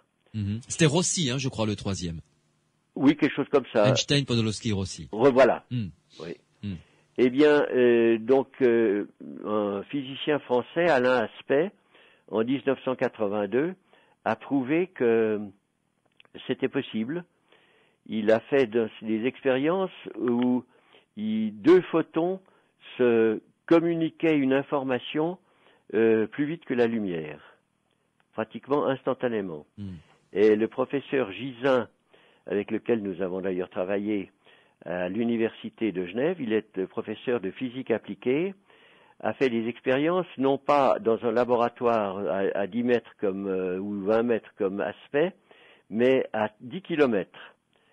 Entre 2 villages situés près de Genève, et à 10 kilomètres, il a pu mesurer que l'information passait d'un photon à l'autre à une vitesse au moins 1 million de fois supérieure à celle de la lumière. Et alors je lui ai demandé, mais est-ce que vous excluez que ce soit instantané? Et il m'a dit non, parce que c'est l'instantanéité est dans notre marge d'erreur. Ce qui est étonnant quand même, c'est que 2 photons à 10 km de distance puissent se transmettre des informations de manière instantanée ou quasi instantanée. Mais ça c'est admis par les scientifiques. Mais alors je me dis, donc il y a quelque chose qui, disons un univers où les distances n'existent pas. Et je me demande si ce n'est pas l'univers dans lequel nous pouvons mettre la pensée, l'esprit. Ce serait donc une autre dimension que notre cerveau, nos sens ne peuvent pas appréhender pour le moment. Voilà, exactement. Où nos sens ne peuvent appréhender qu'un espace à 3 dimensions, plus un temps qu'ils appréhendent de manière indépendante de l'espace. Or, dans la relativité, le temps n'est pas indépendant de l'espace. Donc il y a déjà là quelque chose qui ne colle pas avec la manière dont nous voyons le monde. Et là, ce sont vraiment là, on rentre dans le domaine de la physique quantique finalement. Ce sont des pistes de recherche tout à fait sérieuses et intéressantes sur lesquelles bossent de grands scientifiques. Absolument, oui. Vous avez, de manière très humoristique d'ailleurs, je trouve, à la fin de votre livre, envisagé les applications industrielles possibles. Oui, les applications commerciales, mais enfin, oui. Oui, je trouve ça amusant parce que ça peut être finalement des pistes, pas pour maintenant ni pour demain, mais peut-être que nos arrière-petits-enfants pourront les voir. Eh bien, écoutez, oui, mais je trouve que ça peut être pour aujourd'hui ou pour demain parce que ces expériences, si vous faites des petits appareils pour tester ces facultés, on pourra voir si ces facultés peuvent être perfectionnées. Est-ce que c'est un don qu'ont certaines personnes et pas d'autres? Est-ce que ce don, ils peuvent l'améliorer? Est-ce que des personnes qui ne croient pas avoir un don peuvent, disons, le développer? Ça, c'est quelque chose qu'on pourrait voir sur la base de ces quelques applications que je cite. Alors, vous parlez, essayons de trouver, dites-nous quelle application vous avez trouvée pour ce qu'on appelle la micro-PK, c'est-à-dire la télékinésie, mais de manière microscopique. Écoutez, je ne me souviens plus, est-ce que j'en ai trouvé une? Des régulateurs de température ou d'humidité. Ah oui, oui, alors ça c'était, oui, parfaitement. Oui, mais je suis assez sceptique parce que l'expérience que nous avons faite avec les plantes, où nous nous apercevons que, au fond, les plantes ne voudraient pas de lumière lorsqu'elles fleurissent, je ne sais pas si on doit les laisser choisir elles-mêmes leurs conditions d'existence. C'est vrai. Mais peut-être que pour l'eau, ce serait pas mal, pour leur propre humidité. Comme ça, elles s'arrosent quand elles veulent. Oui, mais peut-être qu'elles s'arrosent à mauvais escient. Ça, on ne le sait pas. Ah oui, ça c'est un autre problème. On ne connaît pas la mentalité des plantes. Voilà, exactement. Oui, mais enfin, c'est amusant, je trouve. Et c'est une expérience tout à fait intéressante à faire. Oui, absolument. Qui plus est, sérieusement, là, je parle, c'est vrai. Ah non, mais je parle aussi sérieusement. Bien. En tout cas, Marcel Audier, pour conclure, vous travaillez sur quel type de projet, là, actuellement? Écoutez, nous avons actuellement, nous avons 2 projets qui étudient les OBE, c'est-à-dire les Out of Body Experience. Les sorties hors du corps. Les sorties hors du corps.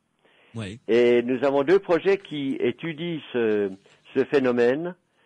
Je ne pense pas que nous ayons des résultats avant 2 ans, ou 2 ans en tout cas. Donc avec des gens qui vont faire des tentatives de sortie hors du corps, c'est ça? Oui, d'une part, et puis d'autre part, un médecin, un professeur qui étudie ces phénomènes de manière théorique. Oui. Et d'autres pistes d'expérimentation également? Eh bien, écoutez, maintenant, je vais recommencer des expériences genre Hagel. Oui. Avec petit train électrique? Non, pas avec petit train électrique, mais avec un système qui utilise les mêmes principes que le train électrique, mais qui va beaucoup plus vite. Oui. Et on pourra avoir des résultats un peu plus rapidement. Je ne sais pas ce que ça va donner. Bien. On va voir. Vous nous tiendrez au courant, en tout cas, de ces certainement. résultats. Ah bon, avec grand plaisir, on y compte bien. Oui. Marcel Audier, merci en tout cas de nous avoir consacré un petit peu de votre temps. Vous étiez en direct avec nous depuis la Suisse. Et puis je rappelle surtout le titre de votre livre que je recommande à ceux et celles qui nous écoutent. Donc c'est Phénomènes insolites avec en sous-titre Les étonnants pouvoirs de l'esprit aux éditions Favre.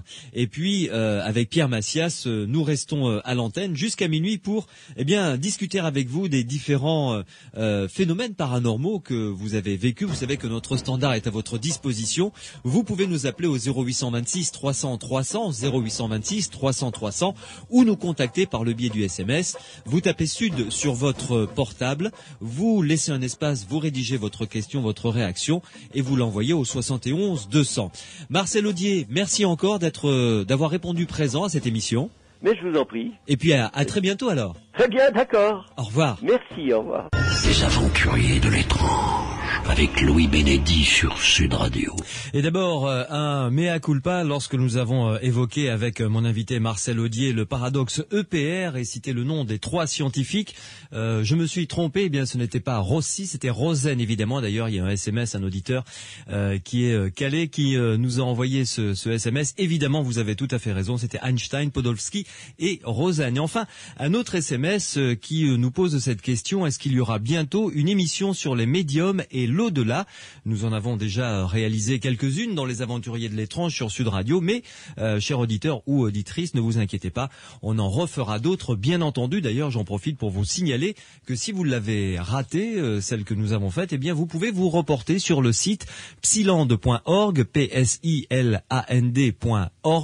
et vous avez en archive toutes les émissions des aventuriers de l'étrange depuis le mois d'avril 2006, et vous trouverez là sûrement votre bonheur. Vous pourrez télécharger là ou les émissions qui vous intéressent et les écouter soit sur votre lecteur MP3 ou encore les écouter directement en ligne sur Internet. Vous le savez, nous l'avons évoqué, 2 scientifiques. Un scientifique a disparu, Olivier Costa de Beauregard. Il y a un autre scientifique également est décédé le 8 février. Il s'agit de Ian Stevenson. Donc j'ai demandé à un grand parapsychologue d'intervenir pour au moins leur rendre hommage. Écoutez. Les aventuriers de l'étrange avec Louis Bénédy sur Sud Radio. Mario Varvoglis, bonsoir. Bonsoir. Merci d'être avec nous. Dans un instant qui est un petit peu particulier, il faut bien le dire. Alors d'abord, je rappelle que vous êtes le président de l'Institut Métapsychique International. On a reçu énormément de membres de l'IMI donc dans cette émission, Les Aventuriers de l'étrange. Et là, ce soir, c'est vrai que c'est avec plaisir que je vous reçois, mais bon, les nouvelles ne sont pas bonnes, malheureusement, puisque 2 grands scientifiques nous ont quittés récemment. Donc c'est pour ça que je vous ai demandé d'intervenir, ne serait-ce que pour leur rendre hommage à leur travail, et bien entendu on se réserve le droit dans les aventuriers de l'étrange de leur consacrer un petit peu plus tard des émissions un petit peu plus conséquentes. Alors d'abord commençons par un des 2 grands scientifiques qui nous a quittés, donc Costa de Beauregard. Mario, qui était-il d'abord? Mais Olivier Costa de Beauregard, c'était un physicien, un grand physicien je dirais, qui était en fait, il était au départ étudiant de Prince Louis de Broglie, oui. Qui était bien sûr un des grandes têtes, on peut dire, de la physique quantique d'aujourd'hui. Mm-hmm. Et bien sûr, la raison qu'on connaît Olivier Costa de Beauregard dans mon domaine, c'est parce que c'était parmi les physiciens qui se sont les plus intéressés à la question les questions qui posent la parapsychologie. Oui. Spécifiquement, il s'intéressait beaucoup à la question de la précognition, la capacité de prévoir un phénomène futur. Oui. Donc moi, je l'ai connu dès mon arrivée en France. Je suis arrivé en France en 1985 des États-Unis, et j'étais en fait je l'ai connu parce que je connaissais bien sûr beaucoup de grands chercheurs aux États-Unis, parmi lesquels Hal Puthoff, qui était un de ceux qui ont travaillé avec l'État américain sur les espions psy. Hein, oui. Peut-être vous connaissez ces histoires autour d'un une recherche qui était subventionnée par l'État américain qui impliquait des médiums, on peut dire, de voyants de l'armée. C'est ce qu'on appelait le programme Stargate, c'est ça? Oui, le programme Stargate. Hal Puthoff, que je connaissais, m'a recommandé de prendre contact avec Olivier Coste de Beauregard dès mon arrivée en France, parce qu'il considérait, premièrement, que c'était un grand physicien, et deuxièmement, que c'était exceptionnellement un physicien qui s'intéressait en même temps sérieusement à la phénomène étudié par la parapsychologie. Ce qui lui a valu d'ailleurs d'être un petit peu critiqué par ses collègues du reste. Évidemment, il était le mot ostracisé, ça serait trop fort parce que il était quand même au CNRS, il avait son poste. Il était brillant, et il était bien connu, bien sûr, mais c'est certain que c'était pas quelque chose qui lui amenait beaucoup un accueil. Ses idées par rapport à la parapsychologie, c'était pas quelque chose qui était facile à faire passer dans l'établissement français. Il était en fait plus connu, je pense, et plus respecté pour ses idées à l'étranger qu'en France, suite à ses déclarations par rapport à la parapsychologie. Évidemment, malheureusement, dirions-nous. Et donc, ce grand physicien nous a quittés il y a très peu de temps. Il y a un autre grand bonhomme de l'étude scientifique des phénomènes paranormaux qui nous a quittés également très récemment. Il s'agit de Ian Stevenson. Lui, c'est dans un domaine tout à fait, en même temps, différent et particulier. Donc, Ian Stevenson, il était professeur à l'université de Virginie, il était psychiatre, médecin psychiatre, et il était en fait un des doyens. C'est lui qui était aussi à la tête de la division de psychiatrie de l'université de Virginie, donc c'était pas un petit poids. C'est vrai. C'est quelqu'un qui s'est consacré depuis longtemps à une partie de la parapsychologie qui est minoritaire aujourd'hui, c'est-à-dire la question de l'après-vie, ou de la survie, comme on dit. Donc il était parmi ceux qu'on appelle dédiés à la question de est-ce qu'il y a un aspect de l'être humain qui peut ou qui va continuer à exister suite à la mort, Donc Ian Stevenson a fait différents types d'études, mais celle pour lesquelles il est plus connu, bien sûr, c'est sur la réincarnation. Et spécifiquement, contrairement à presque tout ce qui était fait dans ce domaine, il a pris une approche avec un maximum de rigueur et de discipline possible, parce que c'est pas quelque chose qu'on peut étudier dans le laboratoire. C'est on peut dire anthropologique ou ethnologique comme étude, mais malgré tout, il a tenté d'introduire autant que possible une rigueur là, et donc il a fait énormément d'études, des cas d'enfants, souvent d'enfants qui ont moins de 6 ans, qui ont des souvenirs des vies antérieures. Et ces enfants ont été étudiés dans plusieurs pays, incluant bien sûr l'Inde, mais dans d'autres pays aussi. Et progressivement, ces recherches sont de plus en plus sophistiquées dans ce domaine. Il a développé un nombre important de critères qu'un cas réponde à ces critères pour les prendre au sérieux, on peut dire. Ça a été un précurseur dans ce domaine-là, quand même, Oui, c'est un précurseur et il a resté peut-être, je dirais, 2 ou 3 personnes dans le monde qui ont le même niveau, je dirais, d'expérience et d'expertise dans ces domaines, parmi lesquels Erlander Haraldson, qui va d'ailleurs venir bientôt à l'Institut métapsychique, il va venir mi-avril pour présenter ses recherches sur l'incarnation et bien sûr aussi les recherches d'Ian Stevenson. Est-ce que lors de cette venue, une partie du grand public pourra assister à une conférence, par exemple? Oui, évidemment. C'est une conférence qui est ouverte au public et qui donc est très très intéressante et inhabituelle, comme je disais, parce que on traite très rarement la question de l'après-vie. L'Institut est beaucoup plus tourné vers le phénomène parapsychologique du vivant. Ouais. Mais exceptionnellement, il y a certaines, comme je disais, grandes exceptions, c'est-à-dire il y a des personnes, il y a des chercheurs qui ont poursuivi cette recherche correctement, et que, quelle que soit notre conclusion par rapport à la recherche, si ça peut être utilisé pour prouver la preuve ou non, indépendamment de ça, il faut reconnaître les rigueurs et que les résultats sont pas faciles à expliquer autrement. Oui. Donc ça sera mi-avril, hein. Donc ça c'est spécifiquement le 16 avril, et donc il faut simplement regarder sur le site de l'Institut Métapsychique pour avoir les informations spécifiques au niveau de l'adresse, ainsi de suite. Mais ça va être à Paris. Bien. Merci beaucoup en tout cas, Mario Varvoglis, de nous avoir accordé ces quelques instants pour au moins rendre hommage à ces deux scientifiques et qui nous ont quittés. Donc le physicien Olivier Costa de Beauregard qui nous a quittés le 5 février. Et puis le 8 février, c'était Ian Stevenson qui nous a quittés également. Avec Pierre Massias, tout à l'heure, nous donnerons des références de livres de ces deux grands chercheurs, si ceux et celles qui nous écoutent ont envie d'aller un petit peu plus loin, de découvrir leurs travaux. Et puis évidemment, on donnera le site internet de l'IMI pour ceux qui sont à Paris mi-avril, qui puissent venir écouter cette conférence tout à fait passionnante. Merci beaucoup Mario Varvoglis. Merci à vous. À très bientôt, au revoir. Bonne soirée. Au revoir.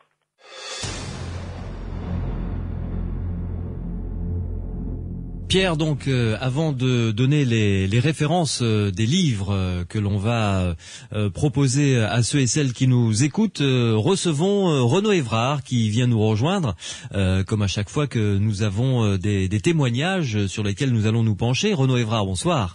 Bonsoir. Renaud, je rappelle que vous faites partie du groupe d'étudiants de l'Institut Métapsychique International. Donc, c'est votre boss, là, que vous avez entendu parler. Oui, on peut dire ça.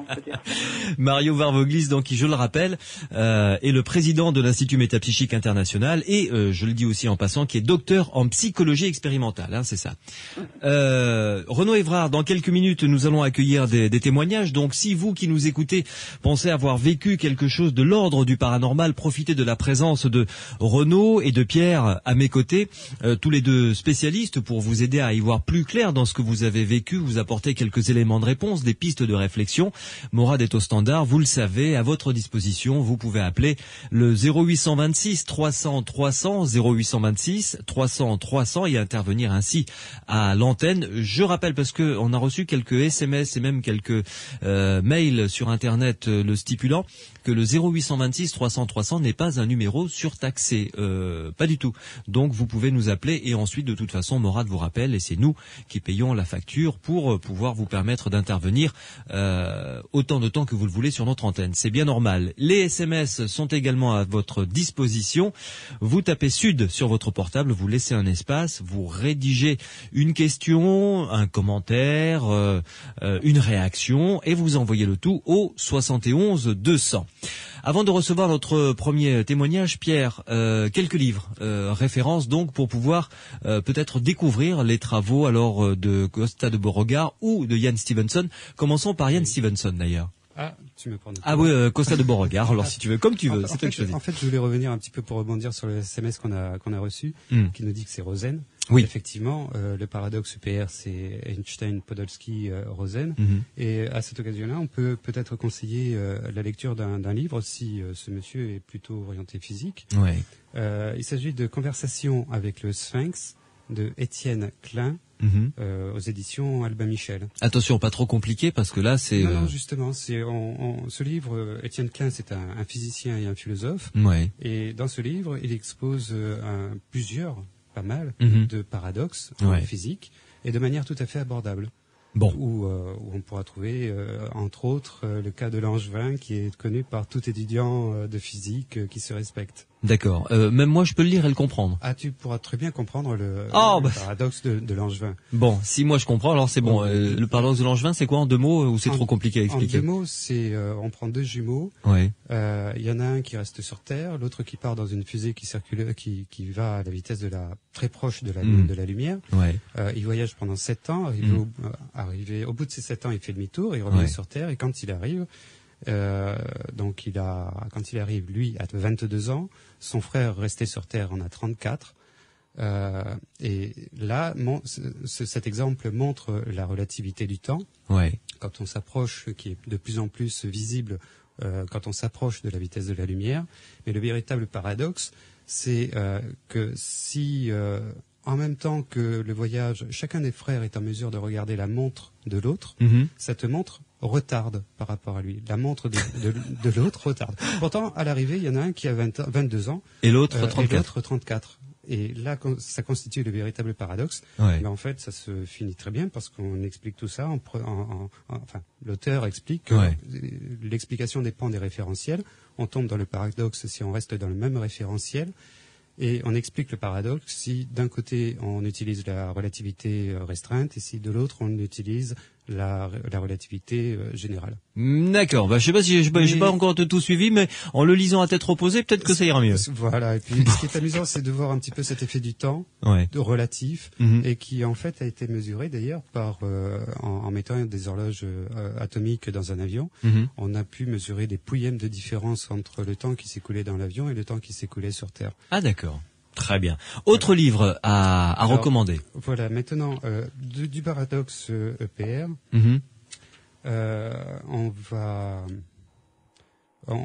vais conseiller. Alors, je vais plutôt parler des bouquins de Costa de Beauregard qui ne seront pas forcément évidents à trouver, mais si on les trouve, ça vaut le coup. En tout cas pour sur Internet, on peut essayer de les retrouver sur eBay, etc. Enfin bon. Voilà, il y a toujours des moyens. On trouve des choses étonnantes quelquefois par ces moyens-là. Alors, il y en a un qui s'appelle Le Temps déployé, aux éditions Le Rocher, qui est paru, je ne sais plus si c'est en 88 ou en 80. Celui-là, Le Temps déployé, est très intéressant, mais je dirais pour quelqu'un qui a une certaine compréhension de base de la physique. D'accord. Donc, moi, je vais éviter. Je te conseillerais franchement d'éviter. Bon, très bien. Suivant. Quand on arrive au bout de 3 pages, on se dit mince, qu'est-ce que j'ai compris? On s'aperçoit qu'on n'a pas compris grand-chose. D'accord. Donc là, il faut faire attention si on achète ce bouquin-là quand même. Et puis un bouquin beaucoup plus général, beaucoup plus abordable, La physique moderne et les pouvoirs de l'esprit, toujours donc d'Olivier de Costa de Beauregard, aux éditions Le Hameau. Et là, on découvre par une discussion entre Costa de Beauregard et Michel Cazenave, des idées que développe Costa de Beauregard. Ok. Ça en est fini pour les livres ou encore un petit dernier? Non, on va dire, on va s'arrêter là. En tout cas, du côté de Beauregard. D'accord. Du côté de Stevenson, Stevenson. Donc, on peut rappeler au moins 3 bouquins qui ont été édités en français. C'est pour le premier 20 cas suggérant le phénomène de réincarnation aux éditions Sand. Et le suivant, Les enfants qui se souviennent de leur vie antérieure. Le titre exact, c'est Les enfants qui se souviennent de leur vie antérieure, de la réincarnation. D'accord. Bon, ces 2 bouquins ne sont pas forcément évidents à trouver. Il faudra utiliser les mêmes circuits que ce qu'on disait tout à l'heure. Par contre, il y a La réincarnation et biologie, qui lui est toujours édité. D'accord. Donc, ce sont des livres dont les références, vous allez pouvoir les retrouver sur psiland.org, évidemment. Et là, vous pourrez tranquillement les noter. Donc, psiland.org, psiland.org, où vous trouverez également tout ce qui concerne, bien sûr, les archives des émissions des Aventuriers de l'étrange que vous pourrez télécharger ou écouter en ligne. Renaud, Pierre, je vous propose d'accueillir maintenant Annie pour écouter ce premier témoignage. Je profite pour dire que vous pouvez nous appeler au 0826 300 300 0826 300 2 fois. Morad est à votre disposition. Annie, bonsoir. Bonsoir. Ma chère Annie, vous nous appelez de quelle région? Là, je suis tout près de chez vous. Je suis au Minimes. Ah, très bien. À Toulouse, donc. Je vais vous parler de la maison, la fermette de mon père aîné. Oui. Alors... J'ai pas mal j'ai assez de mal pour la conserver. Oui. C'est une fermette qui a au moins 200 ans. D'accord. Les parents de mon père étaient cultivateurs. Mon grand-père est mort à la guerre de 14 et ma grand-mère est morte de chagrin. Et mon père s'est trouvé orphelin et on l'a mis à Mirepoix. Il a fait des études. Il a toujours conservé cette maison où il est né. Et ma mère disait on va la restaurer parce qu'elle était en mauvais état et tout le monde se moquait d'elle. Enfin, mon compagnon finalement s'est trouvé sans travail et il a dit je vais travailler, je vais la restaurer. Pendant 40 ans, il a fait ce qu'il a pu. Et mes parents, bien heureux, ont passé leur retraite. Ils sont allés l'été parce qu'il n'y a pas de chauffage. Et dernièrement, elle a la fin de la vie de mes parents a été triste. Ils ont eu à faire une tutelle vraiment désagréable. Et alors un jour, on a voulu aller dans cette fermette, continuer les travaux, et mon compagnon. Et on a trouvé la fermette fermée oui. par ces étranges tuteurs qui voulaient l'accaparer, quoi. Ils voulaient tout prendre, enfin, vous voyez ce que je veux dire. Bon, alors, qu'est-ce qu'on a fait avec mon compagnon? Eh ben, on a replié les bagages, on est reparti. Et quelques années après, au décès de mes parents, le frère de mon compagnon est venu et il m'a dit, nous allons aller voir cette fermette. Alors, il y avait du moisi sur les murs, c'était infect. J'ai dit, qu'est-ce qu'elle ferait ta mère? Eh bien, elle prendrait un balai avec de l'eau, elle nettoierait les murs, elle enlèverait tout le noir. Il y avait du noir sur les murs, vous voulez dire? Oui, du moisi, puis alors il y avait des ronces à l'extérieur, on voyait plus la fermette, il y avait des ronces partout, on pouvait plus rentrer, enfin bon.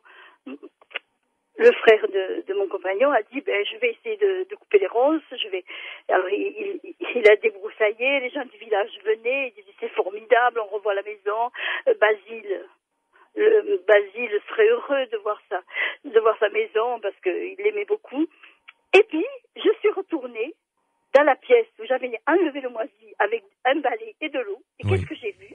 J'ai vu le Christ de profil, la sainte face du Christ sur le mur, repoussant par le front le bouc, la chèvre qui représente le mal, de profil. Oui. Et j'ai montré cette photo à un prêtre. Et il m'a dit, mais vous avez aussi la Sainte Vierge qui est au milieu, entre le Christ et le mal.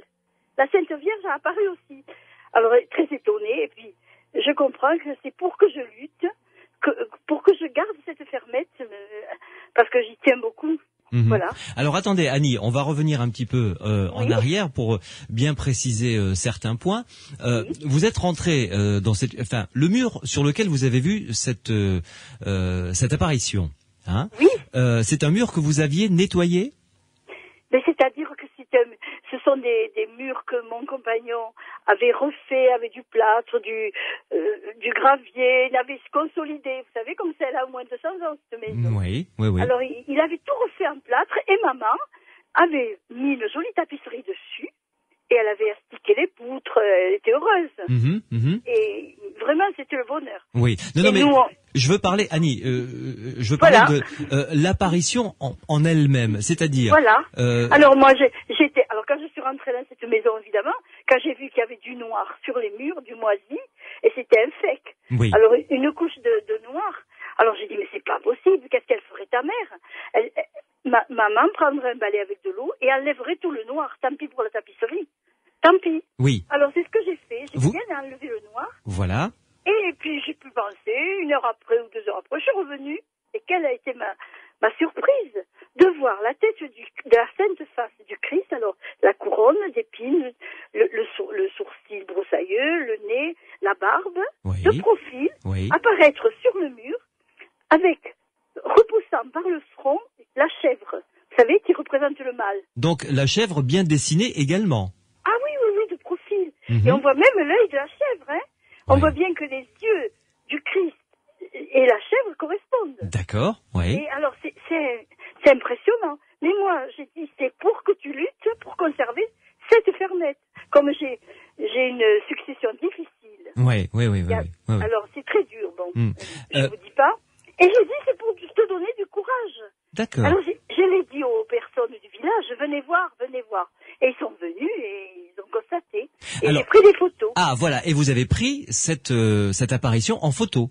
Ah oui. J'y suis retournée il y a 1 mois. Et c'est toujours sur le mur. C'est formidable.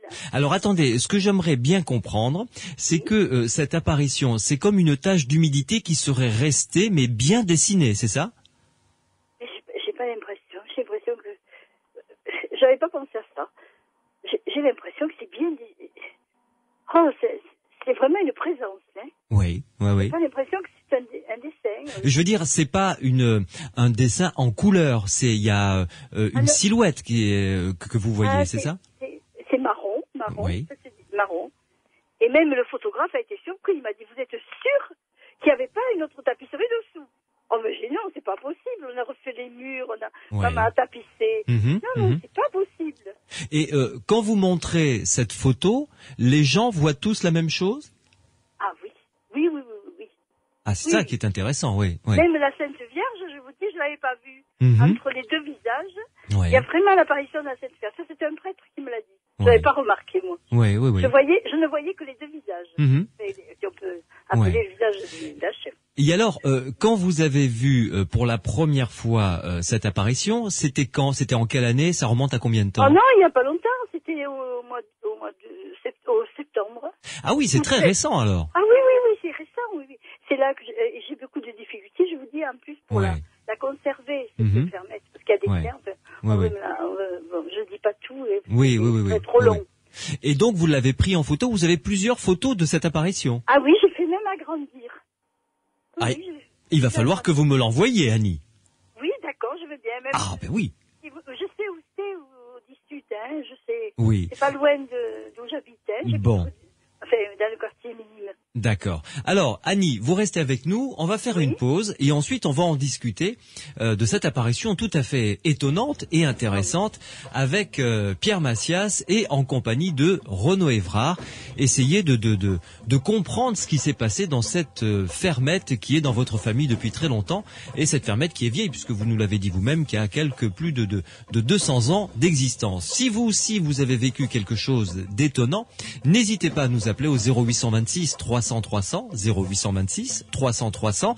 Morad est au standard pour recevoir vos appels ou encore nous envoyer des SMS. Vous tapez Sud sur votre portable, vous laissez un espace, vous rédigez votre question, peut-être pour Annie, pour Pierre ou pour Renaud, et vous envoyez le tout au 71 200. À tout de suite. Les aventuriers de l'étrange avec Louis Bénédy sur Sud Radio.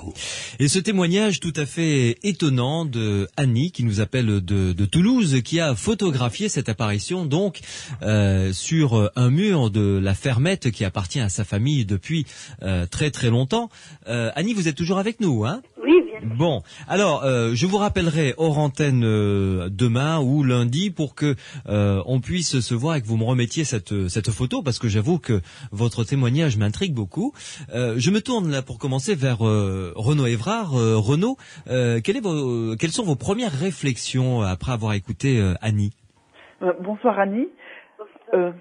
Alors, ce que je vais vous dire, vous ne devez pas forcément prendre en compte. C'est vrai que là, vous avez reçu un beau message qui vous motive, qui vous fait avancer. Alors, c'est une très bonne chose. Ce que je peux dire, c'est que d'un point de vue scientifique ou autre chose, on a déjà vu pas mal de cas comme ça où les gens disent avoir eu des images du Christ dans leur maison. Alors c'est vrai qu'avec de la moisissure, c'est peu courant, pourrait-on dire, mais c'est vrai que la moisissure prend une disposition aléatoire qui peut mener justement avec un phénomène que je vais pas nommer ici, mais où en fait des personnes arrivent à projeter des images sur des choses aléatoires comme ça, des dispositions d'objets. Donc ça peut être des gouttelettes d'eau, ça peut être de la moisissure, ça peut être des paysages dans la forêt. Et donc on voit apparaître des choses. Et là, ce qui est intéressant, c'est que vous dites qu'il y a plein de personnes qui revoient les mêmes images que vous, les mêmes profils. Et ce côté-là, ça pourrait être vraiment étudié s'il y aurait aucune induction chez ces personnes-là. C'est-à-dire, vous leur dites, venez, regardez, dites-moi ce que vous voyez, et s'ils voient rien du tout, bon, ben voilà. Au fur et à mesure, on peut voir si c'est vraiment une coïncidence ou si vraiment un visage s'est dessiné, que tout le monde pourrait reconnaître. Je m'excuse, je vais vous interrompre. Mais quand j'ai nettoyé le mur, il était tout nettoyé, il était blanc. On voyait le plâtre. Quand je l'ai nettoyé à fond, vous savez, il n'y avait plus de moisissure. Quand je l'ai laissé, il était propre. Oui, c'est après que c'est apparu. Quand je suis revenue, mais je ne pensais à rien. Je suis allée faire un tour, je pensais à rien. Ouais. Et j'étais surprise. Est-ce qu'il y a pas tellement parce que je lutte beaucoup dans la vie, je lutte énormément dans la vie, et je vais lutter encore pour avoir cette maison. Oui, pour la garder, quoi. Oui, tout à fait. Elle a tellement de souvenirs, Bien sûr. Mais dites-moi, Annie, est-ce qu'il y a d'autres dessins autour ou il n'y a que ce dessin unique sur le mur? Oh non, je pense que non. C'est tout. Il n'y a que ce dessin, je veux dire, sur le mur. Oui. Oui. Et est-ce que vous avez eu, par curiosité, je ne sais pas, comme l'a dit Renaud, montré la photo à quelqu'un sans lui dire de quoi il s'agissait, en lui disant tiens, regarde et dis-moi ce que t'en penses. Est-ce que ça vous est arrivé, ça, de le faire comme ça? Non, pas tellement, mais les personnes ont vu comme moi quand même. Hein. Oui. Parce que non, on le voit spontanément. Hein. Il y a même un monsieur de 39 ans qui m'a dit « Oh, mais c'est la Sainte Face !» C'est lui qui a dit « C'est la Sainte Face !» Oui, comme ça, spontanément. Oui, spontanément. Oui. Ah oui. Ah oui, donc... Et l'apparition de la Sainte Vierge entre les deux. C'est curieux, mais je n'avais pas. Ah, très. Ah, pour le moins, oui. Mais là, j'ai les deux photos devant moi. Oui. Et vraiment, je vois bien la Sainte Vierge au milieu. Oui. Sur un socle en blanc, de profil. Et est-ce que c'est toujours présent sur le mur actuellement? Et j'y suis allée il y a un mois, oui, c'était encore. Oui. Et toujours bien apparent, je veux dire, ça s'est pas estompé un peu avec le temps, non, hein? Oui, non, mais là, je peux pas y aller, j'ai des difficultés avec la voiture. Oui. C'est en panne, alors ça m'énerve même parce que je voudrais y retourner. Il faut changer l'alternateur, alors la batterie tient pas. Il y a 50 km, il faut... Oui, tout à fait. Et là, c'est un mécanique qui m'empêche d'y aller. Alors... Et même, je vais vous dire une chose, c'est que j'avais perdu mon portable depuis 4 jours. Mais j'étais tranquille, je savais que j'allais le retrouver pour l'émission. Oui. Ça vous a apporté une certaine, comment dirais-je, cette apparition, est-ce que ça vous a apporté une certaine sérénité, finalement?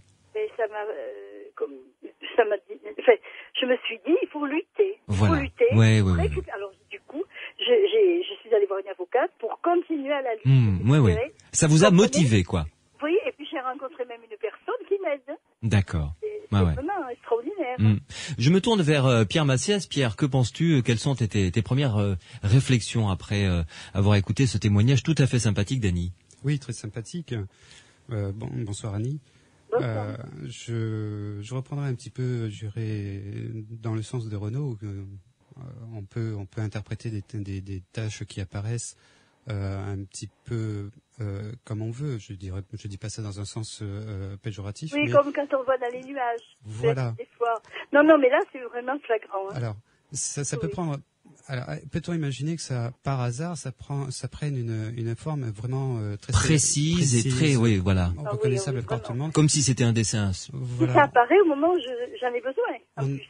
Voilà. En plus. J'irais dans ce sens où ça représente quelque chose.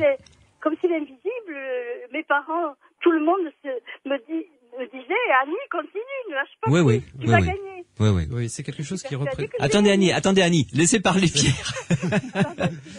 Je vous en prie Annie. C'est une représentation, c'est quelque chose qui représente quand même quelque chose pour vous, qui a une forte signification. Moi, ce qui m'a un petit peu perturbé, entre guillemets, je vais dire, c'est quand vous avez montré la photo à une autre personne, le curé, et que lui a rajouté un élément, parce que cet élément, peut-être, lui correspondait plus particulièrement à lui. Et c'est ce qu'on remarque souvent dans ce genre de photos, en reprenant l'exemple des nuages.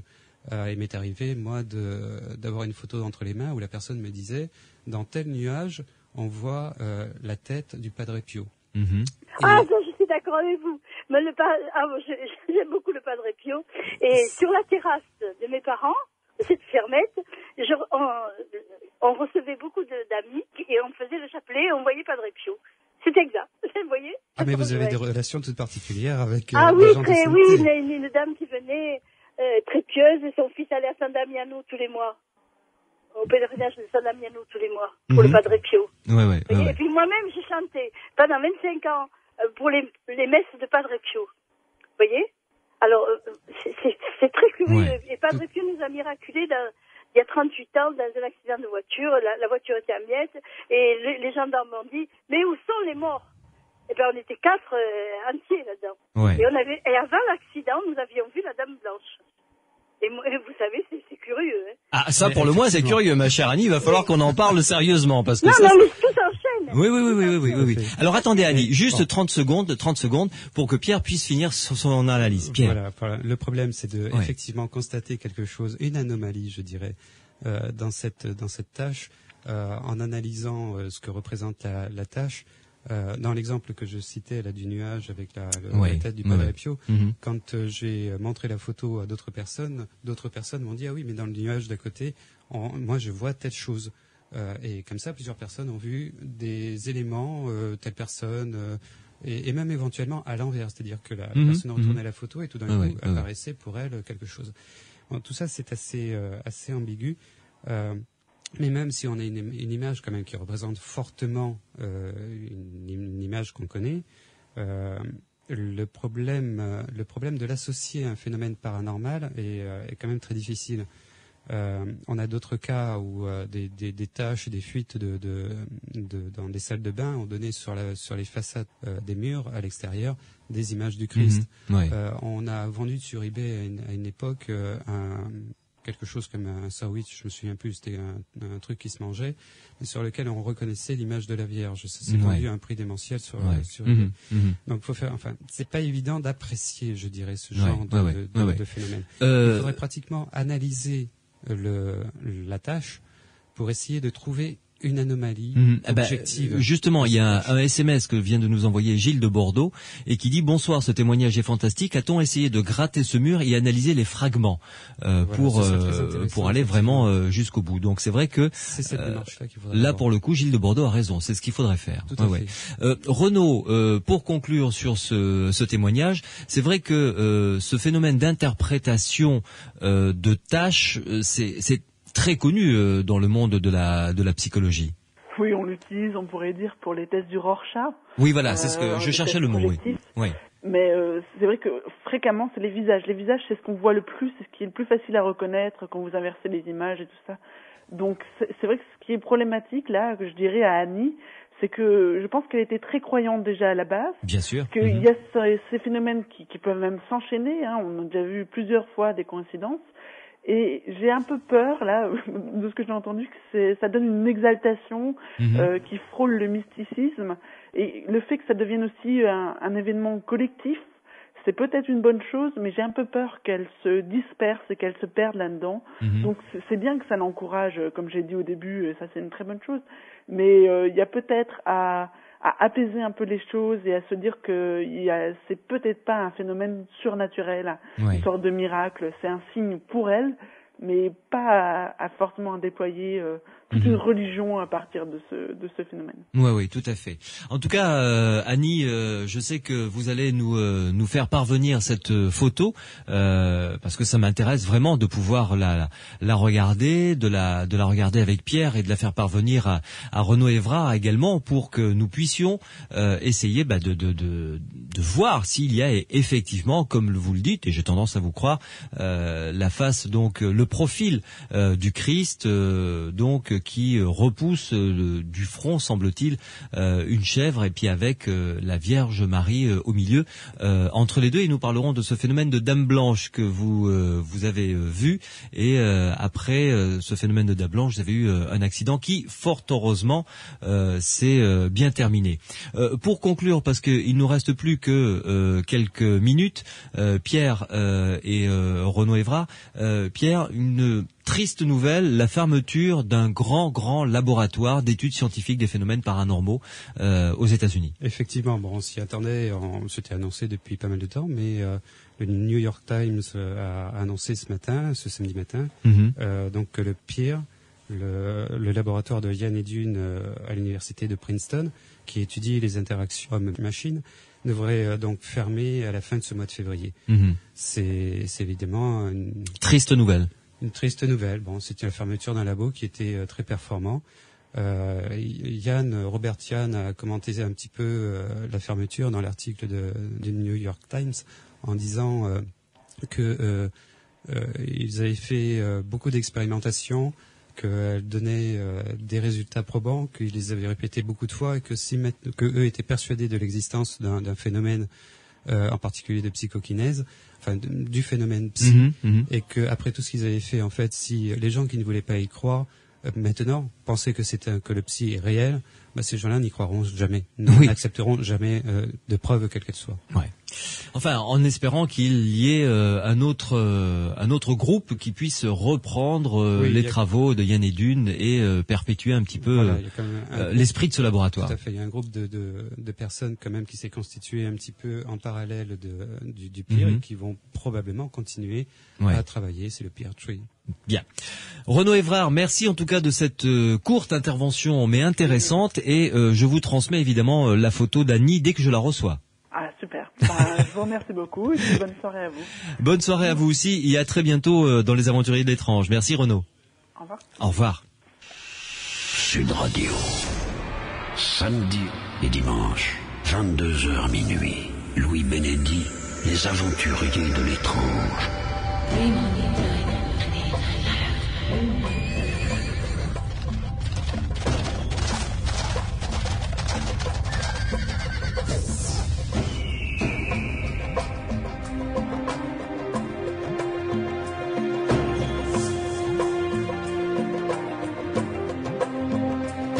C'est l'heure de se quitter, on se retrouvera demain avec une émission écourtée car vous le savez, Sud Radio va retransmettre le match, une belle affiche, les Girondins de Bordeaux contre l'OM qui reçoivent l'OM.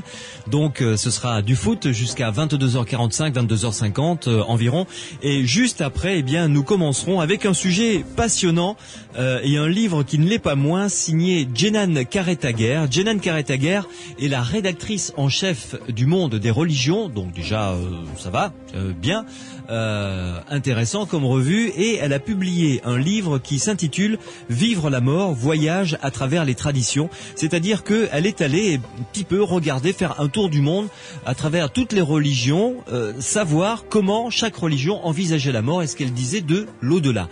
C'est vraiment très intéressant, ce sera très enrichissant donc demain sur Sud Radio dans les Aventuriers de l'étrange à partir de 22h45, 22h50. Un site internet pour retrouver toutes les émissions et toutes les références de livres que l'on vous donne avec Pierre dans les Aventuriers de l'étrange. Ce site c'est psiland.org, psiland.org. Vous allez pouvoir donc télécharger toutes les émissions depuis avril et retrouver tous les livres dont on parle. Et une dernière chose, si vous êtes à Paris aux alentours du 16 avril pour cette conférence de Erlendur Haraldsson, une conférence, je l'ai bien prononcé Pierre, c'est ça. Bon d'accord. Erlendur Haraldsson, une conférence sur la réincarnation. C'est un petit peu, il est considéré ce scientifique comme étant le numéro 2 après Ian Stevenson concernant l'étude de la réincarnation. Il sera à l'Institut Métapsychique International à Paris. Donc le site internet c'est www.metapsychique.org et là vous aurez toutes les infos, bien entendu. Merci à Mathieu qui signe la réalisation de cette émission, Morad qui était au standard, à Pierre qui m'aide à la construire.